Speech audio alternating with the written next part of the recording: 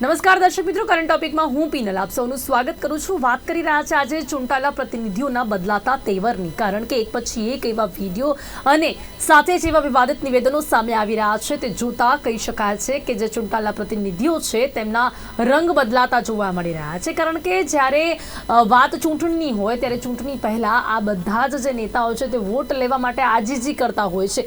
વિપક્ષના નેતા હોય કે પછી કોઈ પણ સામાન્ય વ્યક્તિ હોય તેની સામે ઝૂકીને વાત કરતા જોવા મળતા હોય છે.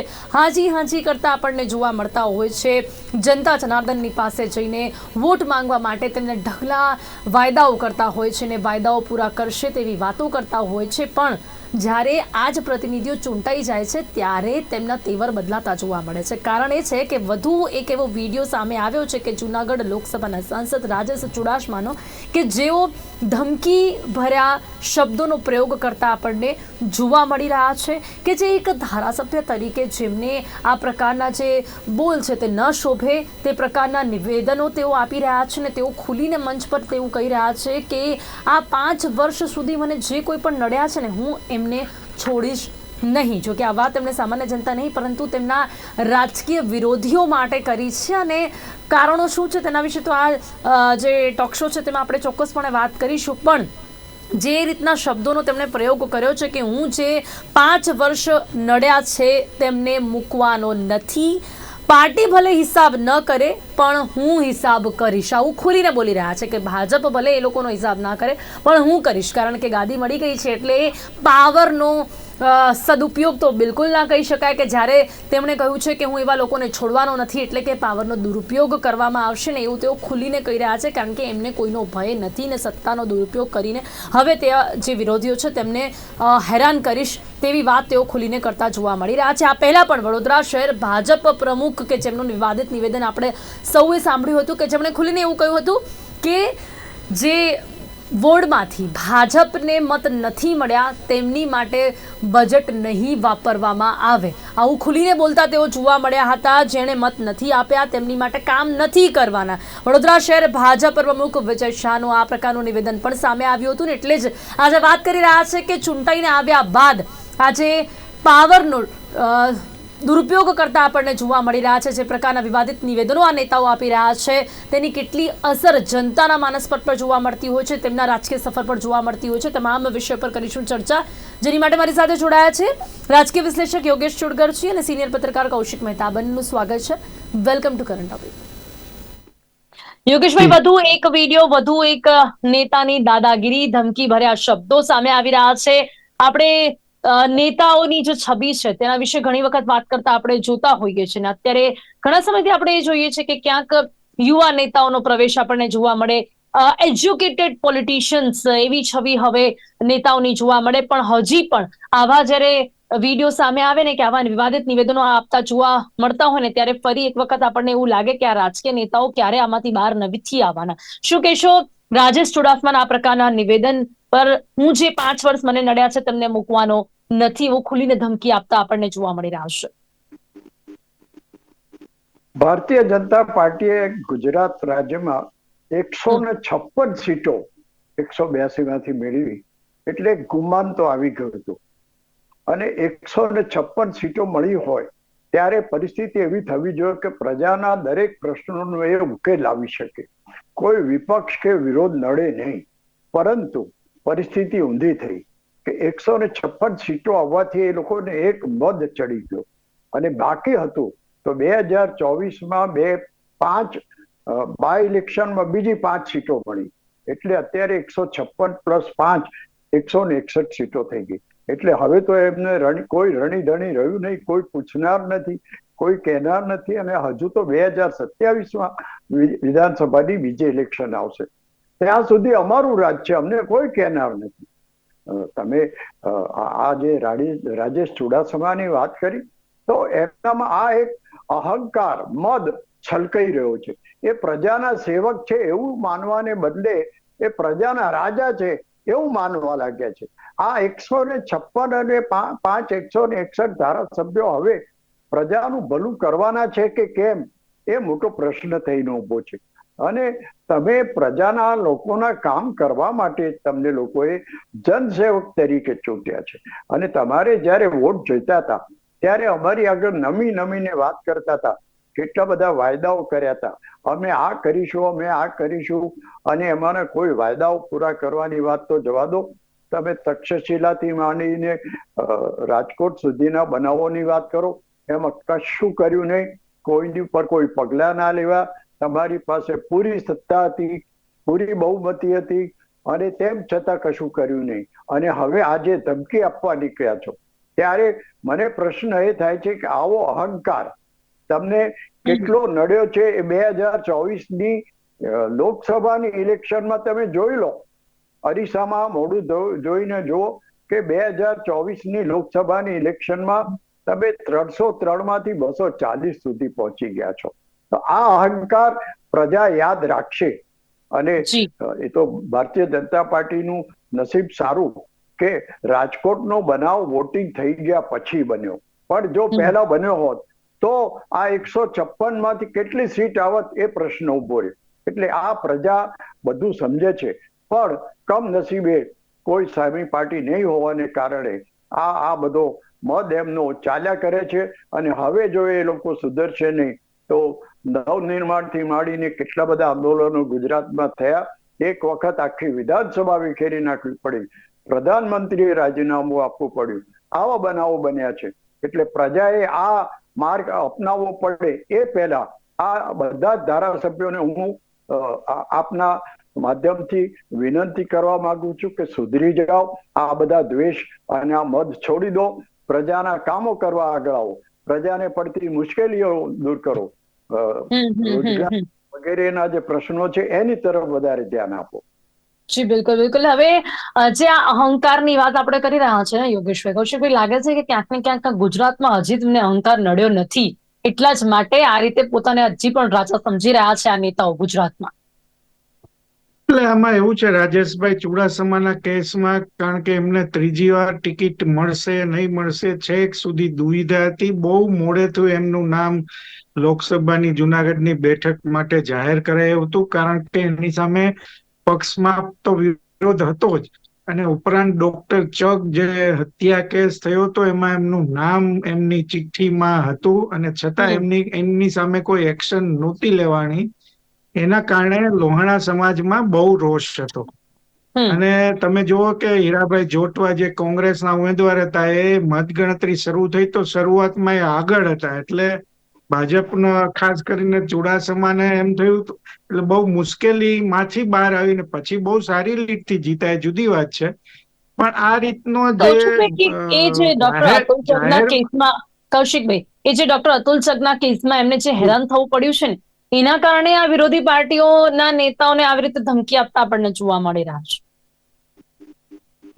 એટલે એ એક મુદ્દો ખરો, પણ આંતરિક ખટપટ પણ ખરી. જુનાગઢમાં ભાજપમાં આંતરિક ખટપટ પણ હતી. અને તમે જાહેરમાં જયારે બોલતા હો ત્યારે તો તમે વિવેક ચૂકી જાઓ તો એ તો બહુ શરમજનક છે ને. આવું પહેલી વાર નથી બન્યું. મહત્વની વાત આ છે, હમણાં જ અરવિંદભાઈ લાડાણી માણાવદર પેટા ચૂંટણીમાં જે જીત્યા, એમણે એક અધિકારીને મીટિંગમાં કેટલી હદે ખખડાવ્યા, અને એમની જે ભાષા હતી, નો ડાઉટ અધિકારીઓ ઉપર કાબુ સરકારનો હોવો જોઈએ એ વાત સાચી, પણ તમે કોની સાથે કઈ રીતે વ્યવહાર કરો છો એ બહુ મહત્વનું છે. હું તમને એક બીજો દાખલો આપું, નામ નથી કેવું કારણ કે હવે એ વિદ્યમાન નથી. ધારાસભ્ય પણ હતા, સાંસદ પણ હતા. અનેક વાર જાહેરમાં અથવા તો અધિકારીઓને ઝાપટ મારવા સુધીના દાખલાઓ પણ એમના જીવનની એટલે રાજકીય કારકિર્દીમાં બનેલા છે. અને ક્યારેય કોઈ એમની સામે એવા કેસ પણ હતા, પણ ક્યારેય કોઈ એની શરમ હોય અથવા તો આ ખોટું થયું છે એવું એમણે કોઈ સ્વીકાર પણ કર્યો નહોતો. એટલે આવા દાખલા અનેક વાર છે. પબુભા માણેકે 2022માં મોંઘવારી વિશે જે નિવેદન જાહેરમાં કરેલું કે 200 રૂપિયા પેટ્રોલ ભલે મળે, અમારી તૈયારી છે. એટલે ભાજપમાં જ નહીં, આવું કોંગ્રેસમાં પણ બને છે. કનુભાઈ દેસાઈ કુટિયાને દોડી ચૂંટાય એવું નિવેદન કરેલું જાહેરમાં. તમે આટલા જવાબદાર નેતા છો અને જાહેરમાં કોઈ જ્ઞાતિ વિશે કે તમે રૂપાલાનો આપણો દાખલો સામે છે, કેટલું ક્ષત્રિય આંદોલન ચાલ્યું, ત્યારે જાહેરમાં તમે વિવેક ચૂકી જાઓ ત્યારે અનેક સમસ્યા ઉભી થાય છે. અને યોગેશભાઈ કહ્યું એ બહુ સાચી વાત છે કે તમને લોકોએ ખોબે ખોબે ભરીને ચૂંટ્યા છે અને આટલી 161 હવે તો થઈ છે ત્યારે જી બિલકુલ. તમારે તમે આ અહંકારથી જો વાત કરો તો એ બહુ શરમજનક છે. કોઈ પણ પ્રજાના પ્રતિનિધિ માટે આ શરમજનક છે. જી યોગેશભાઈ, આ અહંકાર એટલા માટે હોઈ શકે કે જે પ્રકારની સ્થિતિ ચૂંટણી સમયે તેમની માટે ઊભી થઈ હતી, જે પ્રકારે ડોક્ટર અતુલ ચગના કેસમાં તેઓ ભેરવાયા હતા, ત્યારે ચૂંટણીમાં તેમને ક્યાંક મુશ્કેલી પડી શકે તેવી હતી. છતાં પણ જે રીતે આ ચૂંટણીમાં હીરા ચોટવાની સામે તેઓ જીત્યા અને 1,34,360 મતથી તેમની જીત થઈ. શું આ પ્રકારની પરિસ્થિતિ હોવા છતાં પણ એમને આટલા મતોથી જીત મળી તેનો અહંકાર કહી શકાય છે? બેન, અહંકારની વાત કરો તો પ્રદેશ પ્રમુખ માન્ય પાટીલ સાહેબે જાહેર કર્યું હતું કે 5 લાખની સરસાઈથી અમે 26 સીટો જીતીશું. પરિણામ શું આવ્યું? 5 લાખની સરસાઈ કેટલી સીટો ઉપર મળી? એમની ગણતરીની 2-3 સીટો ઉપર બરોબર છે, પણ ક્યાં ગઈ એ 5 લાખની સરસાઈ? એટલે અહંકાર તો એવો હતો કે હવે તો અમે લાઈફ ટાઈમ અમારે જીતવાનું છે ને અમને કોઈ હરાવી શકે એવું નથી.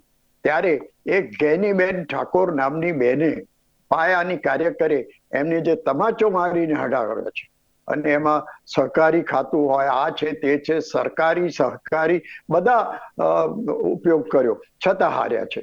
એટલે હવે બધા જ તમને કાયમી વોટ આપ્યા કરશે અને તમે પ્રજા ઉપર એવી રીતે વડોદરાના એક નેતાએ કહ્યું કે જેમણે અમને જે વોર્ડે અમને વોટ નથી આપ્યા એના કામો નહીં કરવામાં આવે, એમને ગ્રાન્ટ નહીં ફાળવવામાં આવે. મારો પ્રશ્ન અત્યારે ચૂંટણી પંચ સમક્ષ છે કે આ જે સીટ હોય કે ધારો કે આ વડોદરા સીટ છે કે આ ગાંધીનગર સીટ છે, એમાં કયા એરિયામાંથી કોને કેટલા મત મળ્યા એ વાત જ બહાર ના આવવી જોઈએ. જી બિલકુલ, એ ખ્યાલ જ ના આવવો જોઈએ કે કયા વોર્ડમાંથી કોને મત નથી મળ્યા. હવે દાખલા તરીકે હું તો મારા એલિસ બ્રિજ વોર્ડની વાત કરું તો કેટલા વર્ષોથી એ કોંગ્રેસનો વિરોધી જ વોર્ડ રહ્યો છે, પણ કોઈ કોંગ્રેસ નેતાએ એવું નહોતું કે અમે એલિસ બ્રિજમાં કામ નહીં કરીએ. એટલે આ પરિસ્થિતિ કોંગ્રેસે ક્યાંક કરી હશે, પણ આટલી બધી હદે નહીં. આજે તો એવી હદે થઈ ગઈ છે કે એ લોકો વોટર લિસ્ટ લઈને બેઠા છે કે આ વિસ્તારમાંથી અમને વોટ નથી મળ્યા, આના કામ ના કરવા, અથવા તો આ લોકો. યોગેશભાઈ, કોંગ્રેસ તો આવું કંઈક કરી શકે પ્રકારની સ્થિતિમાં આજે પણ આપણને ગુજરાતમાં જોવા નથી મળી, વર્ષોથી નથી જોવા મળી. એટલે કોંગ્રેસ કોંગ્રેસના નેતાઓ કે કોંગ્રેસ આવું કરે કે નહીં કરે, હવે તો એ વિચારવામાં પણ આપણને ઇતિહાસ પર બહુ દૂર નજર કરવી પડે છે. એમની પ્રચંડ બહુમતી હતી છતાં એમણે આ નથી કર્યું. હું કોંગ્રેસ તરફી કે ભાજપ તરફી માણસ નથી, પણ મારું અવલોકન છે. એટલે અત્યારે ભારતીય જનતા પાર્ટીના નેતાઓનો જે આ મદ આવ્યો છે એ મદ હવે પ્રજાએ ઉતારવો જ રહ્યો, અને એ જો નહીં ઉતરે તો હજુ તમને વધારે વાતો સાંભળવા મળશે. જી બિલકુલ, હવે સમજવાની તમને જરૂરિયાત તો છે જ, ગુજરાતમાં નહીં પણ ઓવરઓલ જે પ્રકારનું પરિણામ આવ્યું છે અને જે રીતે એમણે ધાર્યું હતું એ ધાર્યા કરતા બહુ જ ઓછું પરિણામ આવ્યું છે. અને ભાજપ માટે તો એ પણ બહુ જ મોટી વાત છે. આ વખતે તો સત્તા પર આવવામાં પણ ક્યાંક એ લોકોને જે પ્રકારની પરિસ્થિતિનો સામનો કરવો પડ્યો છે એ વાતથી એમને ઘણું બધું સમજવાની જરૂરિયાત છે કે હવે કંઈ પણ થઈ શકે છે. મોદી મેજિક કરીને તમે ગમે તે વાત કે ગમે તે કોઈને હેરાન નહીં કરી શકો એ પ્રકારની સ્થિતિ ઉભી થઈ, છતાં પણ હજી હવે ગુજરાતમાં એવું જોવા નથી મળ્યું. એટલે ગુજરાતના નેતાઓ હજી પણ આવું કરતા આપણને જોવા મળી રહ્યા છે. એટલે કૌશિકભાઈ, એવું કહી શકાય છે ને કે જે પ્રકારના નિવેદનો આમના સામે આવી રહ્યા છે તે જોતા આપણે એ તો હવે ખુલીને માનવું જ પડ્યું કે આ સત્તાનો દુરુપયોગ તો કરતા જ હોય. એટલે જ તો આ પ્રકારનું સ્ટેટમેન્ટ છે કે જે વડોદરાનો જે એક વિસ્તાર છે કે જ્યાં ક્યારે પણ જે બુથમાંથી ભાજપને વોટ નથી જતા, એટલે એમને ખ્યાલ આવ્યો એટલે તેઓ ખુલીને એવું કહી રહ્યા છે કે હવે ત્યાં અમે કામ નહીં કરીએ. એટલે આ સત્તાનો દુરુપયોગ છે. આ જે રાજેશ ચુડાસમા છે ખુલીને કહી રહ્યા છે કે હું આ વિરોધીઓને નહીં છોડું. એટલે સત્તાનો દુરુપયોગ તો થાય જ છે, એ તો આપણે માનવું જ પડે. કૌશિકભાઈ, બહુ સાચી વાત છે, પણ માની લો કે તમે રાજકોટની ગેમ ઝોનની દુર્ઘટના તમે પકડી લો, આજ સુધી જે સીટની રચના છે એમાં ક્યાંય કોઈ અધિકારીઓ સિવાય પદાધિકારી કે રાજકીય નેતાનું નામ હજી સુધી નથી આવ્યું. રાજકીય નેતા અથવા તો સત્તાધીશો, સત્તા ઉપર જે લોકો પદાધિકારીઓ છે એની મંજૂરી વગર કોઈ અધિકારી ભ્રષ્ટાચાર કરે શક્ય જ નથી. આમ છતાં પણ હજી સુધી કોઈ નેતાનું નામ બહાર આવ્યું નથી, આવવાનું નથી. ભલે મુખ્યમંત્રીએ બહુ સરસ વાત કરી કે આપણી ક્યાંક ભૂલ થઈ છે ને આમાં કોઈને છોડવા ન જોઈએ, પણ આખરે આપણે દરેક કિસ્સામાં જોઈએ છીએ કે રાજકારણીઓ અથવા તો નેતાઓ કે સત્તાધીશો છૂટી જાય છે, એમનો વાળ વાંકો થતો નથી. તમે આવા કિસ્સાઓ પાછા અહીંયા જ બને છે એવું નહીં. જેડીયુ ના સાંસદ દેવેશચંદ્ર ઠાકોરે પણ આવી વાત કરી હતી કે યાદવ અને મુસ્લિમોએ મને મત નથી આપ્યા એટલે મારી ઘરે આવશે તો હું એને ચા પાણી નાસ્તો કરાવીશ, પણ એમનું કામ નહીં કરે.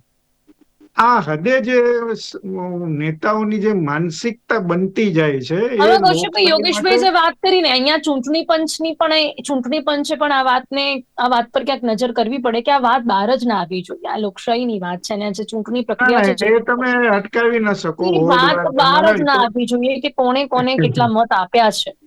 એ શક્ય નથી, એ શક્ય નથી. કારણ કે તમારો અધિકાર છે ક્યાંથી કેટલા તમને મત મળ્યા જાણવાનું. ચૂંટણી પંચ એવો નિર્ણય ન કરી શકે, એ જુદી વાત છે. પણ મહત્વનો મુદ્દો આ છે કે હોવાના લીધે જ આ વસ્તુ થાય છે ને. આ અધિકાર છે એટલે પછી જ્યાંથી મત નથી મળતા ત્યાં આ નેતાઓ આવી રીતે એમની સાથે આ દુર્વ્યવહાર કરે છે અને આ બિલકુલ પણ યોગ્ય બાબત નથી કે તમે કોઈની પણ સાથે ભેદભાવ કરી શકો. એ વાત સાચી ન થવી જોઈએ. પણ હવે આ દેશમાં તો હવે જાતીય ગણતરી શરૂ થઈ છે. બિહારે કરી, હવે ઝારખંડે જાહેરાત કરી છે. આમ એક પછી એક રાજ્યો જાતીય ગણતરીમાં જોડાઈ રહ્યા છે ને એના કારણે આમ વસ્તુ સાચી છે, કયા વર્ગમાં કઈ સમસ્યા છે, કેટલી એની ગરીબાઈ છે અથવા તો પછાત છે, પણ એનો રાજકીય દુરુપયોગ થાય છે. સમસ્યા ત્યાંથી શરૂ થાય છે. જેમ આ કહે છે ને કે ભાઈ અમે તમારા કામ નહીં કરે અથવા તો તમારો હિસાબ કરી દઈશું. તમને કહો, રાજકોટમાં મનોહરસિંહ જાડેજા ઘણી વાર હારી ગયા હતા, પણ છતાં એમનું કાર્યાલય ધમધમતું રહેતું. લોકો ત્યાં એમના પ્રશ્નો લઈને જતા. એટલે એટલી હદ સુધી જે રાજનેતાઓની જે ક્વોલિટી હતી ને એ હવે નથી રહી કે તમે ચૂંટણી હાર્યા પછી પણ લોકોના કામ કરવા માટે તત્પર રહો છો. આવા ભાજપમાં પણ દાખલા તમે આપી શકાય. પણ હવે આ કલ્ચર ખતમ થઈ રહ્યું છે. સત્તા પચાવી જાણવી એ જુદી વાત છે ને અહંકારથી તમારે શાસન ચલાવવું એ બંનેમાં બહુ મોટો ફરક છે. અને એના કારણે હેરાન તો પબ્લિક થાય છે. આખરે તો લોકોએ સહન કરવાનું આવે છે. આ સમસ્યા મોટી છે અને જો કેન્દ્રીય નેતાગીરી આ લોકોને પાઠ નહીં ભણાવે અથવા તો એમને કડક સૂચનાઓ નહીં આપે તો આ વસ્તુ વધારે વકરી શકે છે. યોગેશભાઈ, એવો કોઈ ભય હોય કેન્દ્રીય નેતાઓનો તો આ ખુલ્લા મંચ પરથી ક્યાં આ પ્રકારના નિવેદનો કોઈ કરી શકે? કોઈ કેન્દ્રીય નેતૃત્વના આ બધી બાબતોમાં આ લોકોને કોઈ ભય જ નથી. એવું એમને પણ ખ્યાલ છે કે એવું કોઈ એક્શન એમના વિરુદ્ધ નહીં લેવામાં આવે. આ પહેલા જયારે વડોદરાના શહેર ભાજપ પ્રમુખ છે વિજય શાહ, એમણે જયારે નિવેદન આપ્યું હતું ત્યાં ઘણા બધા બીજા અન્ય સિનિયર નેતાઓ ઉપસ્થિત હતા. એમની સામે જ તેઓ બોલ્યા હતા. આ તો ચલો વિરોધી નેતા માટે બોલ્યા છે, તે તો જનતા માટે બોલ્યા કે આ જે વોર્ડ છે વોર્ડમાં અમે કામ નહીં કરીએ. એટલે લાગે છે આપને કેન્દ્રીય નેતૃત્વ એવા કોઈ એમના વિરુદ્ધમાં એક્શન લેશે એનો કોઈ ભય આ લોકોને હોય? બેન, હું થોડો ભૂતકાળની વાત યાદ કરું. વાજપેયી અને અડવાણી વખતનું જે ભારતીય જનતા પાર્ટી હતી ને એ આ ભારતીય જનતા પાર્ટી નથી. એ વખતે સિદ્ધાંત એટલે સિદ્ધાંત. એક વોટ ખાતર પણ પોતાની સત્તા છોડી દેવી એ વાજપેયી કરી શકે અને અત્યારે આટલા ઓછા વોટ મળ્યા છતાં પોતાના વિરોધીઓ સાથે હાથ મિલાઈને આપણા ગુજરાતના પનોતા પુત્ર કહીને આપણે અહંકાર લઈએ છીએ. એ નરેન્દ્ર મોદીને આજે નમતું આપવું પડ્યું છે. નરેન્દ્ર મોદીની તમે વાત કરો તો વારાણસીમાં એમણે આટલું કામ કર્યું છતાં એમને 1,20,000 વોટ મળ્યા. રાહુલ ગાંધીએ રાયબરેલીમાં કશું કર્યું નહીં છતાં એને 4 લાખ વોટ મળ્યા. એટલે આ પ્રજાનો મિજાજ બતાવે છે કે તમે અહંકાર તો છોડો કમસે કમ. અને બીજી વાત, હું એને જોઈ લઈશ, એને છોડીશ નહીં, એ વાત તો ભારતીય જનતા પાર્ટીએ પહેલેથી સ્વીકારેલી છે રાષ્ટ્રીય લેવલે પણ, કે પોતાના પક્ષના વિરોધી હોય એવા નેતાઓ ગરબડ કરે, કોઈ ગોટાળા કરે તો એને ત્યાં ઈડી જાય. મારા પોતાના આટલા વર્ષના અનુભવમાં મેં ક્યારેય જોયું નથી કે ભારતીય જનતા પાર્ટીના કોઈ નેતાને ત્યાં ઈડી ગયું હોય અથવા કોઈ સીબીઆઈ ના કેસ થયા હોય. એટલે આ કોઈને છોડીશ નહીં વાળી જે વાત છે એ ઉપરથી આવેલી સિદ્ધાંતો પર ચાલે છે. યોગેશભાઈ, ભાજપના નેતાઓ સિદ્ધાંતો પર ચાલે છે, એવું કરી જ ના શકે એવો દાખલો બેસાડ્યો છે.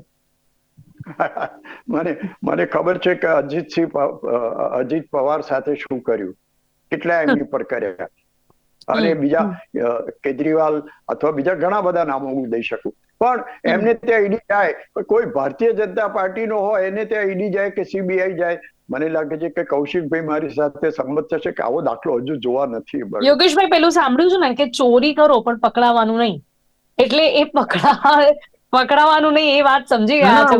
ઉલટાના તો બચાવવા માટે પણ કેસો મદદ વિડ્રો ઉલટાના કેસો પાછા ખેંચવામાં આવે છે. એમના પક્ષમાં જે આવી જાય નેતાઓ બહારના પક્ષમાંથી, તો વોશિંગ મશીનમાં ધોલાઈ થઈ જાય છે અને સ્વચ્છ બની જાય છે. એટલે ગુજરાતમાં તો આવ્યા ને છતાં પણ ગેનીબેન સિવાય એવું કોઈ હતું નહીં કે જે ગુજરાતમાં એમને પાછળ કરી શકે. ના, એટલે આ તો ઉલટી એટલે એ મતદારોની જવાબદારી છે. મતદારોએ પાઠ ભણાવવો પડે સાહેબ, ન ચાલે. તમે આ બધા આ અહંકાર જે સત્તાનો છે, મતદારોએ આવા લોકોને ચૂંટી ચૂંટીને પાઠ ભણાવવા જોઈએ. અને ભૂતકાળમાં આવા કિસ્સાઓ ઘણા બન્યા આ જ નેતાઓ જે છે ને, પેલા ચૂંટણી પહેલા જયારે એમના રંગ જ અલગ હોય છે, આ જ નેતાઓ જનતા પાસે જતા હોય છે, ઝૂકીને વાત કરતા હોય છે, ઘરે ઘરે જઈને સંપર્ક કરતા હોય છે, વાયદાઓ કરતા હોય છે. જનતા તો મૂડી છે, એમની વાતોમાં આવી જાય છે. અને પછી તો 5 વર્ષ લાગે ને, વચ્ચેથી તો કઈ કરી નથી શકવાના આપણે. એ પછી તો રંગ બધા એ પછી તો લોકો રંગ બતાવે તો કોણ બગાડી શકવાનું છે? તમને રાજકોટ કોર્પોરેશનનો એક દાખલો આપું કે ત્યારે મનોહરસિંહજી હતા અને એમના કાર્યાલય, અમે સાક્ષી છીએ, કોઈ ટિકિટ માટે કોઈ દાવેદાર નહોતું. એટલી કોંગ્રેસની ખરાબ હાલત હતી ને, જેને તેને પકડીને ટિકિટ આપી હતી ને, કોંગ્રેસનો વિજય થયો. જો લોકોએ એકવાર નક્કી કર્યું હોય તો સત્તા પરિવર્તન થાય છે, એમાં કોઈ પ્રશ્ન. ભાજપને આ 240 બેઠક આવશે એવો કોઈને અંદાજ નતો. કોઈ પ્રી પોલ કે પોસ્ટ પોલ કોઈમાં ક્યાંય આવો ઈશારો નતો. પણ લોકોએ બતાવ્યું કે ભાઈ આ થઈ શકે, તમારો અહંકાર નહીં શકે તો પાઠ ભણાવી શકશો. જી બિલકુલ બિલકુલ, એ સમય પણ આવી શકે છે જો આ જ રીતે આ ચૂંટાયેલા પ્રતિનિધિઓ પોતાના મૂલ્યોને ભૂલશે, પોતાના સિદ્ધાંતોને ભૂલશે, આવી રીતે બધાની સામે જ ધમકી ભર્યા શબ્દોનો પ્રયોગ કરશે, તો એક ખોટો સંદેશો પણ લોકો સુધી પહોંચે છે. અને જો હજી પણ આ જ રીતે આ નેતાઓ પોતાના તેવર બતાવતા રહેશે તો જનતા હવે પાઠ ભણાવશે જ. યોગેશભાઈ, આપણે આમને સિદ્ધાંતો યાદ અપાવી દઈએ. શું કહેશો અંતમાં આપ? આ રીતના શબ્દો કોઈ પણ નેતાઓને ન શોભે એવી શીખ આપણે પણ એમના સુધી પહોંચાડીએ. યોગેશભાઈ. ના, એટલે મારે એક વાક્ય બોલવું છે, હું અચકાતો હતો, પણ વિનાશ કાળે બુદ્ધિ જાય એ પરિસ્થિતિ અત્યારે ભારતીય જનતા પાર્ટીની થઈ છે. 303 માંથી 240 આવ્યા અને બીજાના ટેકા લઈને સરકાર બનાવવી પડે, તો એમાંથી પાઠ શીખવાને બદલે હજુ જો આ અહંકાર ભરી વાળી વાત રહેવાની હોત તો હવે 240 માંથી ક્યાંક નીચે જવું પડશે. 161 તો આવી ગઈ. 2027 સુધી મારે શબ્દ નથી વાપરવો, પણ આપણે એમને ભોગવી લેવા પડશે. અને એમના આ કરતૂતો છે એ આપણે જોઈને હું ને તમે આ ડિબેટમાં ચર્ચા કરીશું. એમની જાડી ચામડી પર કોઈ અસર થવાની નથી. જી જી બિલકુલ કૌશિકભાઈ, છતાં પણ આપણે આપણી રીતે એક પ્રયાસ કરી રહ્યા છે. બધા જ નેતાઓને આપણે એક રીતે નથી આંકી રહ્યા, પણ આ રીતના નિવેદનો જેઓ આપી રહ્યા છે, જે પોતાની જાતને રાજા સમજી રહ્યા છે, એક વખત ચૂંટાઈને આવીને એમની માટે અને એમના સિદ્ધાંતો સમજાવવા માટે શું કહેશો કે કોઈ પણ નેતા હોય ને એની છબી એવી હોવી જોઈએ કે એનો સ્વભાવ એવો હોવો જોઈએ. ચલો, એજ્યુકેશન તો આ લોકો નથી જોતા, પણ આ તો જુએ કે એમનો સ્વભાવ શું છે. કોઈ પણ વિરોધી દુશ્મન નથી. કોઈ પણ જે તમને વોટ ન આપે સામાન્ય જનતામાંથી, એ પણ તમારી રીતે એક સામાન્ય વ્યક્તિ હોવો જોઈએ. અને એમની સાથે પણ તમે ભેદભાવ ન કરી શકો. અને નેતાને હંમેશા પ્રજાની સામે ઝૂકીને વાત કરવી જોઈએ, એમનો સાથ સહકાર આપવો જોઈએ.